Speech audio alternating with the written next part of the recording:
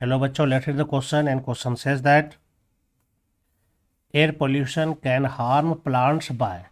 कहता है कि एयर पोल्यूशन से प्लांट्स को नुकसान पहुंचता है, तो कैसे यह नुकसान पहुंचाता है। तो चलिए हम लोग जानते हैं एयर पोल्यूशन का मतलब क्या हो जाता है। एयर पोल्यूशन का मतलब है कि कोई पॉल्यूटेंट्स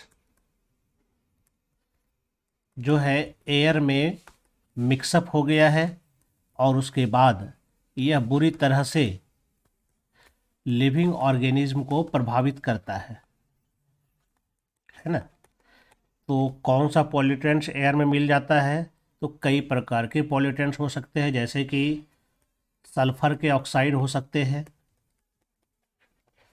जैसे कि नाइट्रोजन के ऑक्साइड हो सकते हैं, है ना। नाइट्रोजन के ऑक्साइड हो सकते हैं। इसके अलावे अदर ऑक्साइड है, other primary pollutant, secondary pollutant है। तो कई प्रकार के गैसेस एटमॉस्फेयर में मिलकर के जो है, जैसे पार्टिकुलेट मैटर है, यह मिलकर के क्या करता है, एयर को पॉल्यूट करता है। तो इसका प्रभाव यहाँ पूछा जा रहा है प्लांट्स पर क्या हो सकता है। अगर इसका प्लांट्स पर इफेक्ट देखें तो इसका प्रभाव जैसे सबसे पहले लीफ पर मौजूद जो है वो स्टोमाटा पर पड़ता है। स्टोमाटा का साइज छोटा हो सकता है, इसका डिस्ट्रीब्यूशन जो होगा उसमें प्रभावित हो सकता है। कम जगह पर स्टोमाटा होगा, स्टोमाटा डेथ कर सकता है, स्टोमाटा सही से ओपन नहीं होगा, और ऐसी स्थिति में क्या होगा, गैसेस एक्सचेंज नहीं हो पाएगा। ठीक है, जो प्रॉपर वे में जो गैसेस एक्सचेंज होता है, यह गैसेस एक्सचेंज नहीं हो सकेगा, तो फिर प्लांट के लिए प्रॉब्लम हो जाएगी। कुछ गैसेस जो है ये एसिड रेन भी करता है, तो एसिड रेन के कारण क्या होता है, प्लांट का क्लोरोफिल नष्ट होता है। क्लोरोफिल अगर डिजेनरेट होगा तो फोटोसिंथेसिस भी प्रभावित होगा। और ठीक है, यानी यहाँ पर क्या होगा, जो फोटोसिंथेसिस प्रोसेस है यह क्या हो जाएगा, स्लो हो जाएगा, कम हो जाएगा।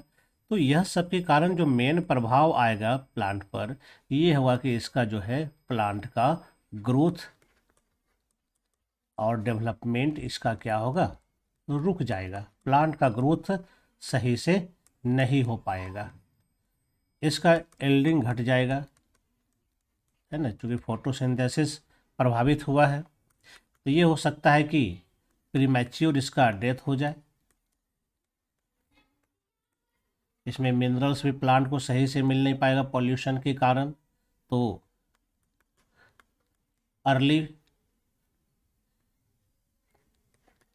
फॉल हो जाएगा लीफ का, रूट का। तो ये सब समस्याएं हो सकती है। तो चलिए देखते हैं ऑप्शन में क्या है हमारे पास। फर्स्ट में है रिड्यूसिंग ग्रोथ एंड यील्ड। निश्चित रूप से ग्रोथ हमारा प्रभावित होगा, यील्डिंग भी प्रभावित होगा, तो ये हमारा राइट आंसर होगा। काउजिंग प्रीमैच्योर डेथ, तो ये भी हो सकता है, प्रीमैच्योर डेथ भी हो सकता है, ये भी सही है। तो यानी बी नंबर ऑप्शन सही है। तो सी नंबर में कहता है बोथ ए एंड बी, तो ये हमारा राइट आंसर हो जाएगा। विल्टिंग का पोल्यूशन से लेना देना नहीं है, तो विल्टिंग नहीं होगा इसमें, है ना, वो टर्जिडिटी पर डिपेंड करता है। इसलिए हमारा जो ऑप्शन जाएगा सही में वो सी नंबर होगा, both A and B. I hope you understand it well and best of luck. Thank you.